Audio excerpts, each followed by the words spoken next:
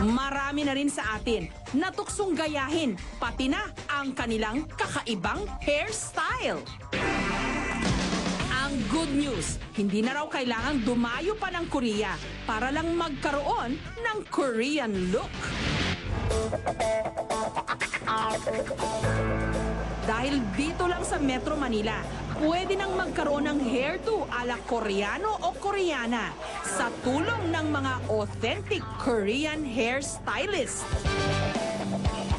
Ang kanilang mga gamit sa pagpapaganda galing pa raw mismo sa Korea. Kagaya ni Kay, kung gupit ala Korea novela star daw ang iyong hanap, hindi ka raw magsisisi kung sa kanya ka magpapagupit. Ilan kasi sa mga naging kliyente niya dati sa Korea, mga superstar. Gaya ni Kim Tae-hee na nakilala natin bilang Eunice, ang kontrabida sa orihinal na Stairway to Heaven. Pero iniwan ni Kay ang Korea para dito sa Pilipinas magtrabaho. I cannot study in Korea speaking English, so I need some passing score, so I stay here. That's why. For learning English, that's all. Karangalan daw niyang ipakilala sa ating mga Pilipino ang Korean way of hairstyling.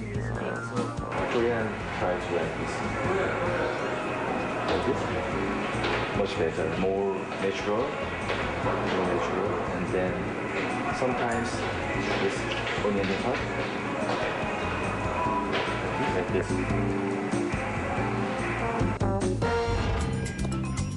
Si Maiya naman, 15 taon ng hairstylist sa Korea bago lumipat ng Pilipinas.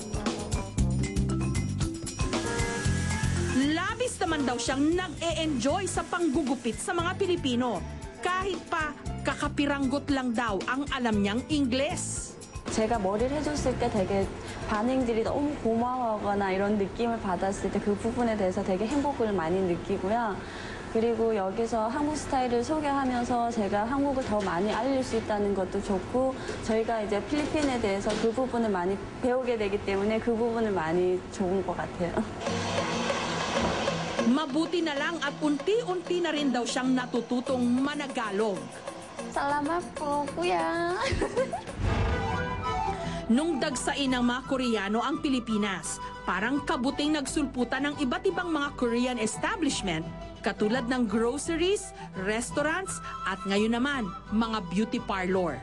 I think I don't try Philippine hair designer, but I like Korean style.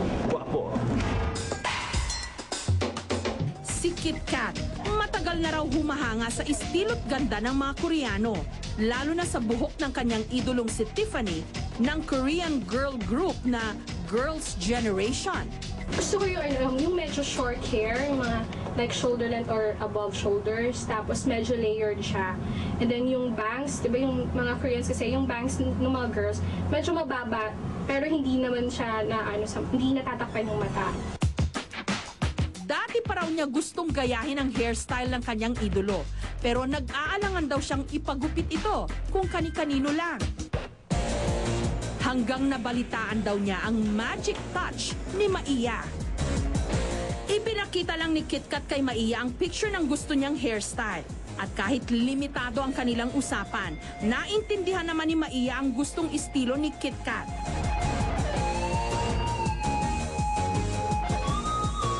Ilang minuto pa, ang dating simpleng long hair ni Kit Kat para ng isang glamorosong Korean pop star. Siyempre, first surprise kasi may cleaning hair ko. Pero I'm happy kasi maganda yung result niya and I love it.